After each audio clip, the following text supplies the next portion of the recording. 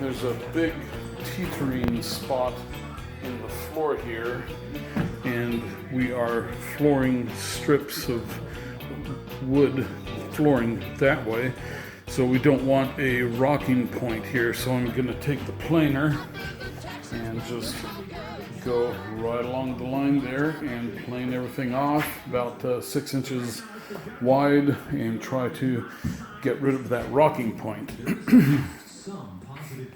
Okay, so let's get going. Watch foot. Here I am using the hand planer, and I'm going to make several passes about 20 feet long where the 2.25-inch plywood sheets come together. They don't come together cleanly. There's a hump in the joint, and we have to flatten that hump out. Otherwise, when we nail the wood flooring over that, it will be kind of a rocking point, and that's not going to be very good for your wood floor finish. So I'm going to make a few more passes here, and I am feeling the difference between the two pieces of wood to make sure that it's flat, and then after I clean up, I'll put the level to it.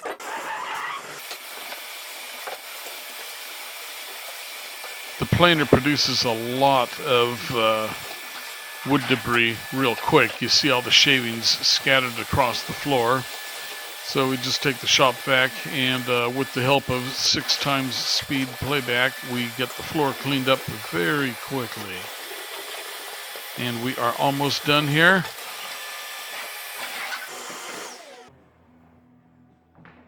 Okay, let's take a look at this. I'm going to grab the level. And you can see the level where it is pretty flat to the floor now, but there are a couple of points where I'm going to need to take a belt sander to further flatten the wood out a little bit more because of the plunge depth of the cutter blade on the planer. So the noise we have running right now is an air compressor, and it will be done in about 5 seconds.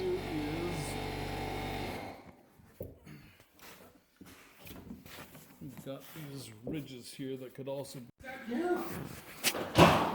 Okay, so we have these ridges that I'm going to belt sand because these are tipping points also, and then we'll be done. Okay, we are doing a time lapse here, 6 times speed, and you can see me and the unknown mechanic are fitting pieces of wood in and nailing them, and then Mitch is going to be working on a corner of the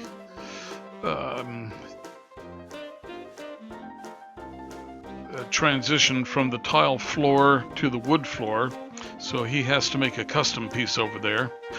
You see the underlayment for the wood floor, and that is a foil-faced felt backer underlayment, and it is supposed to provide a certain amount of insulation from your crawl space to your floor and provide a good moisture barrier, and it does actually seem to work.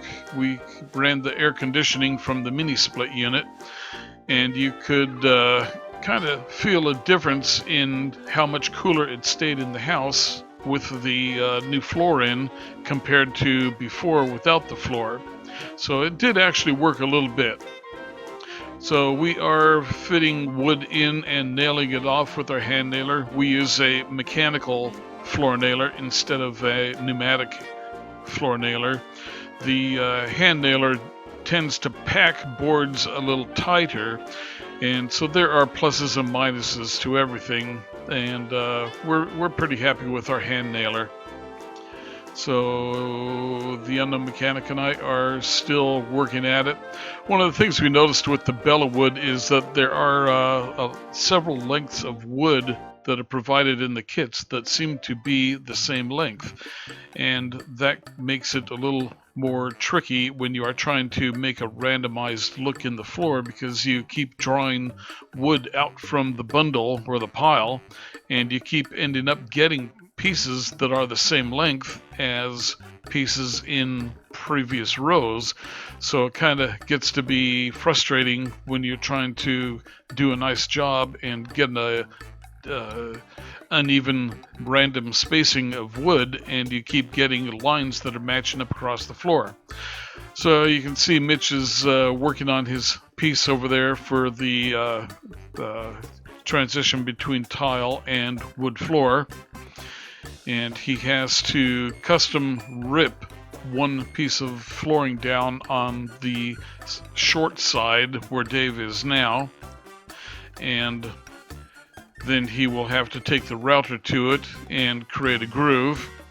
So you see Mitch is working, he's still got that piece working it right now, he's fitting it right now, you can see the angle in it.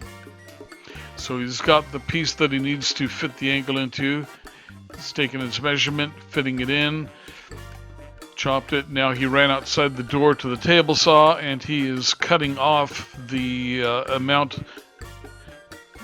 to make it fit, and then he has to hit it with the router to put a groove in there, and that groove is for spline, which is also the same thing as the tongue. See, he just used the router. Things are moving very fast here. So he's got his groove into that piece of wood, and now he is going to get some glue and a piece of oak and make a spline for it. Then when he comes back, he will put the spline into the groove he made. He's working the router there right now, putting a bit in there. Then he has to line the bit up to the depth of the groove.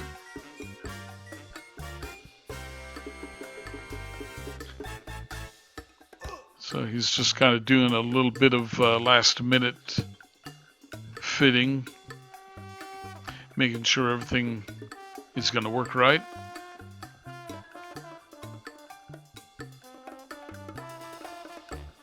It's custom work and it's tight tolerances, so it's going to take him a little bit of time to get it, but he's getting close to completing the task. And there you see me, I'm nailing the wood over there, and I am staircasing the wood to keep going. You see how I've done several rows, and each row is a little bit shorter than the one before it, and that's allowing me to get a bunch of nailing done. Okay.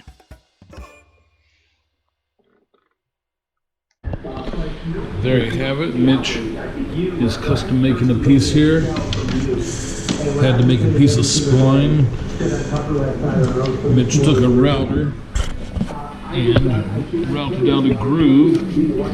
Then he made this piece of 1/4-inch wood spline to hold that piece and the piece with the end on it cut. And that piece is going to be the border that goes around the fireplace mantle. So once he's got this done, then he'll put a piece going across, and we can continue with nailing in the wood. So while we were waiting for this to get done, we staircased over here to do as much as we could, and then we will just finish each row across.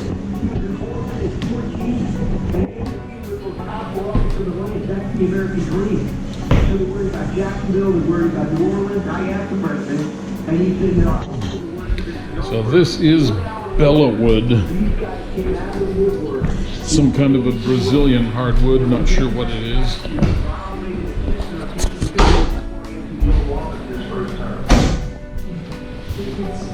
It's pre-finished, has a slightly beveled edge on it, and it seems nice enough.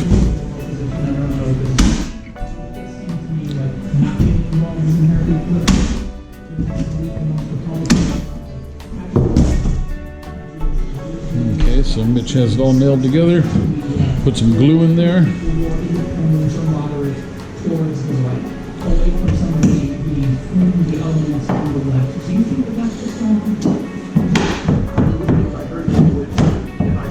And it's done.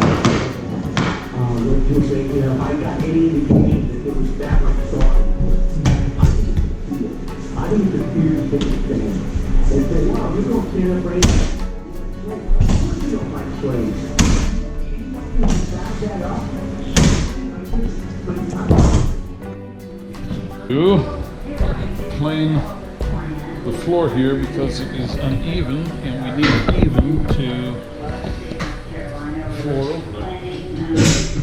For that event, and unfortunately, as time was moving closer, we weren't getting back and forth with working relations. You're not going to codify that, are you? Required to have this event at full capacity from the Democratic leadership.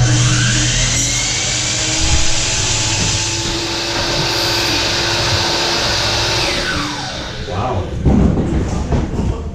Looks good. Hey, what are you doing?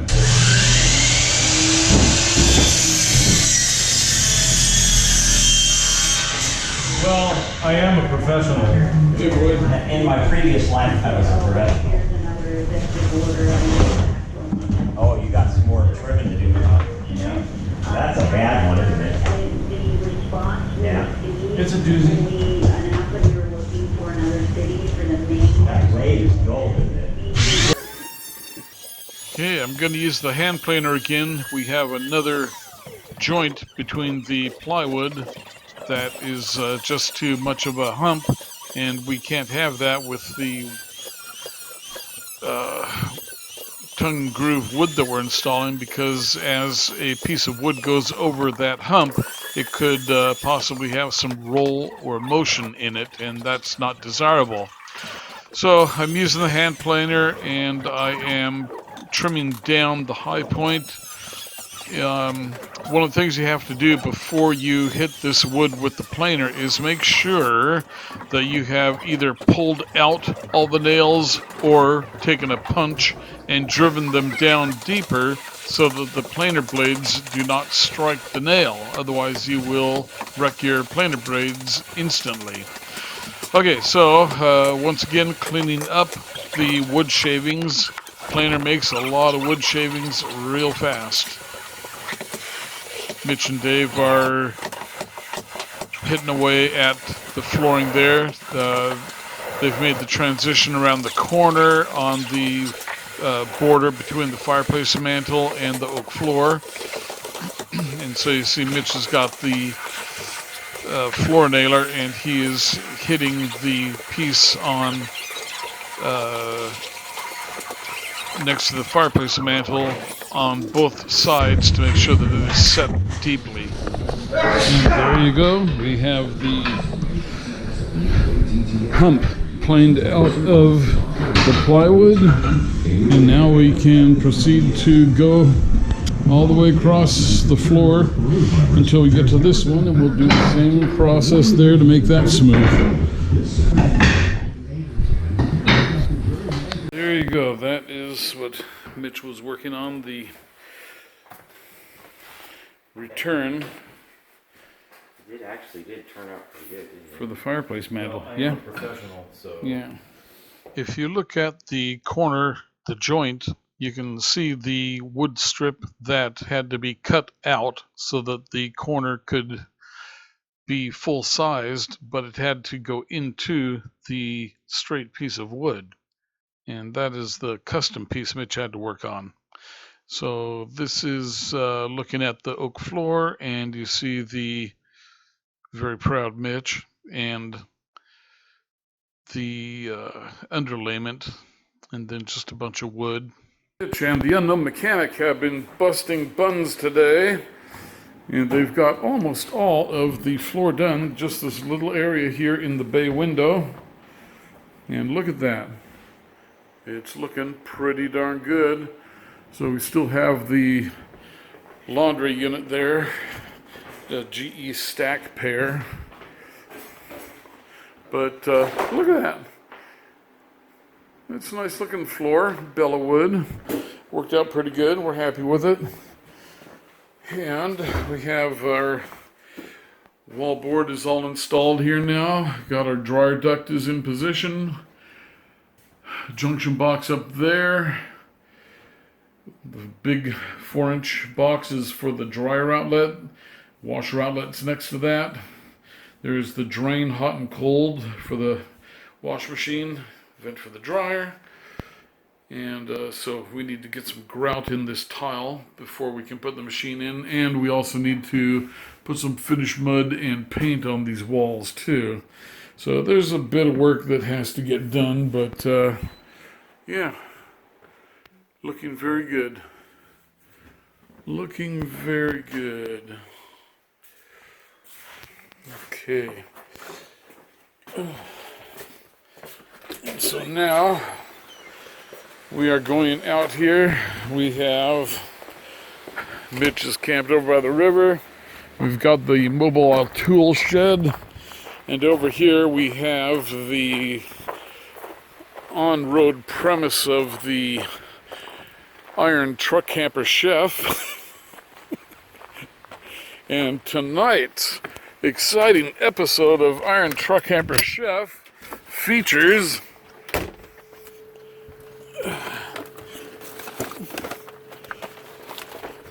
steaks that the unknown mechanic purchased. Look at this. Look at these babies here, ×3. Very sweet. So we are going to fire up the little official Iron Truck Camper Chef grill and barbecue these babies. And of course, when barbecuing, that's the stuff I like. But this works good too. Spice and herbs. So, alright, let's get that fire started. Where's my fire starter? Right there. This is the official Iron Truck Camper Chef barbecue lighting system.